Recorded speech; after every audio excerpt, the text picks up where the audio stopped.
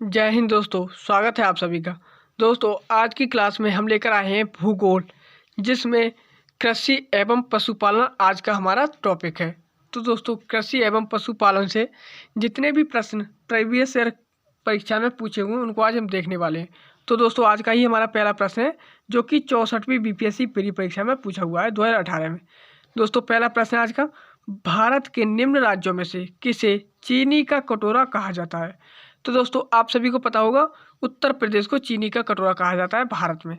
अगला प्रश्न है, भारत के राज्यों में जूट उत्पादन की दृष्टि से बिहार का स्थान क्या है? तो बिहार कौन से स्थान पर है जूट उत्पादन में? द्वितीय स्थान पर। कौन से में? द्वितीय, दूसरे स्थान पर है बिहार जूट उत्पादन में।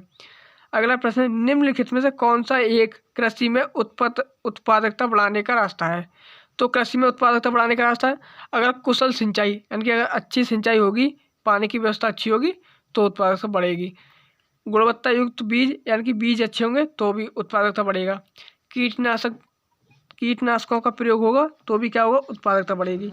यानी कि कीट मर जाएंगे तो फसल को खराब नहीं करेंगे, जिससे क्या होगा? फसल अच्छी होगी और उत्पादकता बढ़ेगी। उर्वरकों का प्रयोग, अगर फसल में किसी चीज़ की कमी है, पोषक तत्व की, अगर उर्वरक लगाने से पूरा करते हैं तो फसल में क्या होगा? उत्पादकता बढ़ेगी। तो दोस्तों, इसमें ये चारों कारण क्या है? बिल्कुल सटीक है। इसमें आंसर क्या होगा? उपरोक्त में से एक से अधिक, ये हमारा आंसर हो जाएगा। अगला प्रश्न देखते हैं, अगला प्रश्न क्या है, निम्न में से कौन सा एक 20वीं शताब्दी के 60वें दशक के अंतिम दौर की हरित क्रांति की प्रकृति का सबसे उचित वर्णन करता है? तो हरित क्रांति में क्या क्या चीज थे? तो अच्छे बीज दिए जा रहे थे, अच्छे उर्वरक और जल तकनीकी का बेहतर प्रयोग किया जा रहा था। किसमें? अच्छे बीज और उर्वरक और अच्छे जल तकनीकी का उपयोग किया जा रहा था, जिससे क्या हुआ था? हरित क्रांति ने अच्छा रिजल्ट दिया था। तो दोस्तों, इसमें ये आंसर हो गया। अगले प्रश्न में चलते हैं हम। अगला प्रश्न है, निम्नलिखित में से कौन सही सुमेलित नहीं है? तो कौन इसमें सही सुमेलित नहीं है? तो देखते हैं, पहला है नत्रजन स्थिरीकरण यानी कि नाइट्रोजन स्थिरीकरण का कारक, और इधर है फसल।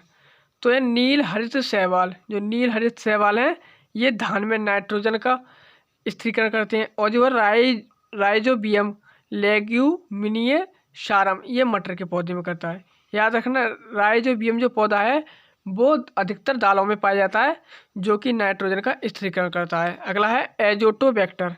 एजोटोबैक्टर ये गेहूं से संबंधित है। अजोला की बात करें तो ये मक्का से संबंधित नहीं है, ये किससे संबंधित है? धान से। अजोला ये हमारा धान से संबंधित है, तो ये वाला इसमें गलत हो जाएगा, आंसर ये वाला हो जाएगा, ऑप्शन डी इसमें आंसर होगा। अजोला धान से संबंधित है, ना कि मक्का से। अगला प्रश्न देखते हैं, निम्नलिखित में से कौन सही सुमेलित नहीं है? तो इसमें से कौन सुमेलित नहीं है? तो देखते हैं, पहला है भारतीय सब्जी अनुसंधान संस्थान, तो ये वाराणसी में स्थित है। केंद्रीय उपोष्ण उद्यान अनुसंधान संस्थान, ये श्रीनगर, तो ये श्रीनगर में नहीं है। ये कहाँ स्थित है? ये लखनऊ में स्थित है। ये लखनऊ में स्थित है। कौन सा? केंद्रीय उपोष्ण उद्यान अनुसंधान, ये लखनऊ में स्थित है। तो हमारा ऑप्शन ही बी राइट आंसर होगा। भारतीय गन्ना अनुसंधान, ये लखनऊ में स्थित है। भारतीय दलहन अनुसंधान, ये कानपुर में स्थित है। याद हो जाएंगे चारों, आपने याद कर लीजिए चारों को। अगला है सूची फर्स्ट को सूची सेकंड के साथ सुमेलित कीजिए। सूची फर्स्ट में क्षेत्र दे रखे हैं और इधर स्थानीय स्थानांतरित खेती दे रखी है, यानी कि खेती, कौन सी खेती कहाँ होती है वो दे रखी है। कहाँ दे रखी है? तो पहला है पश्चिमी घाट। तो पश्चिमी घाट में क्या होता है? तो पश्चिमी घाट में क्या होता है? ये होती है कुमारी खेती, यानी कि कुमारी खेती होती है पश्चिमी घाट में। कुमारी खेती। दक्षिण पूर्वी राजस्थान में बालतारे खेती, और ये दक्षिण पूर्वी भारत में ये झूम खेती होती है, यानी कि उत्तर पूर्वी भारत में झूम खेती होती है, उत्तर और पूर्वी भारत में। मध्य प्रदेश तथा छत्तीसगढ़ में ये होती है डाइया खेती। डाइया खेती क्या होती है? मध्य प्रदेश तथा छत्तीसगढ़ में डाइया खेती। पश्चिमी घाट में कुमारी खेती। दक्षिण पूर्वी राजस्थान बालतेरे खेती। उत्तर पूर्वी भारत झूम खेती, और मध्य प्रदेश तथा छत्तीसगढ़ में डाइया खेती होती है। तो दोस्तों, इस प्रकार हमारा ऑप्शन क्या राइट होगा? ऑप्शन ए इसमें राइट होगा। अगले प्रश्न में चलते हैं। अगला प्रश्न क्या है? अगला प्रश्न है हमारा, हाल ही में हमारे वैज्ञानिकों ने केले के पौधे की एक नई प्रजाति और भिन्न जाति की खोज की है, जिसकी ऊंचाई लगभग 11 मीटर तक जाती है और उसके फल का गूदा नारंगी रंग का होता है। यह भारत के किस भाग में खोजी गई है? तो ये अंडमान द्वीप में खोजी गई। कहाँ खोजी गई? अंडमान द्वीप में। केले की नई प्रजाति अंडमान द्वीप में। अगला प्रश्न है प्रधानमंत्री फसल बीमा योजना, यानी कि प्रधानमंत्री फसल बीमा योजना है वो फसल को नुकसान होने पर या किसी मौसमी घटना से खराब होने पर मिलता है। तो इसमें पहला कथन है इस योजना के अंतर्गत कृषकों को वर्ष के किसी भी मौसम में उनके द्वारा किसी भी फसल की खेती करने पर 2% की एक समान दर से बीमा किस्त का भुगतान करना होता है।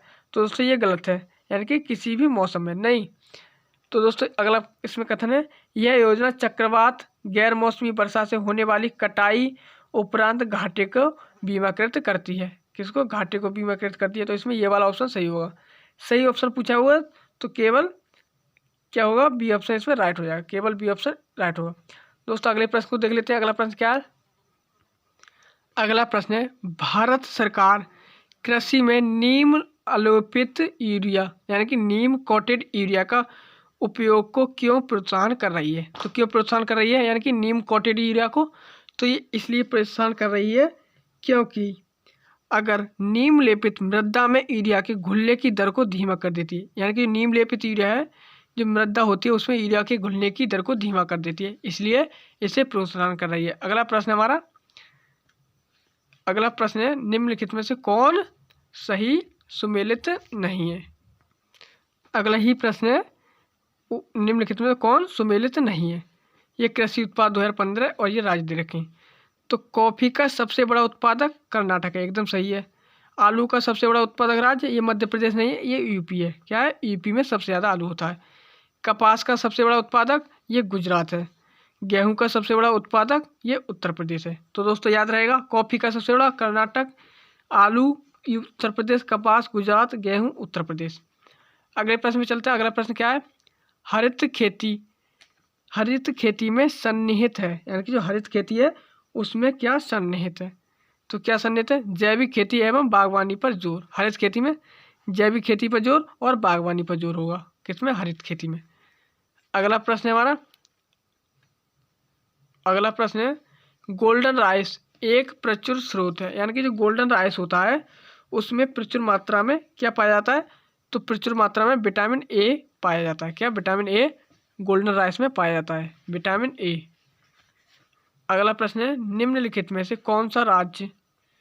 निम्नलिखित राज्यों में से कौन सा जनवरी 2016 में भारत का प्रथम जैविक राज्य घोषित हुआ था? तो ये हुआ था सिक्किम। कौन सा राज्य हुआ है? सिक्किम घोषित हुआ है। ये भारत का पहला जैविक राज्य है। अगला प्रश्न है राष्ट्रीय डेयरी अनुसंधान संस्थान। ये राष्ट्रीय डेयरी अनुसंधान संस्थान ये करनाल हरियाणा में स्थित है। कहाँ स्थित है? करनाल हरियाणा में।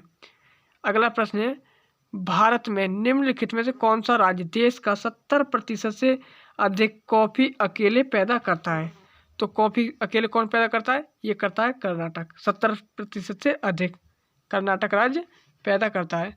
तो दोस्तों ये थे आज के प्रश्न जो पूरे कंप्लीट हो गए हैं। तो दोस्तों ये क्लास यहीं तक रखते हैं।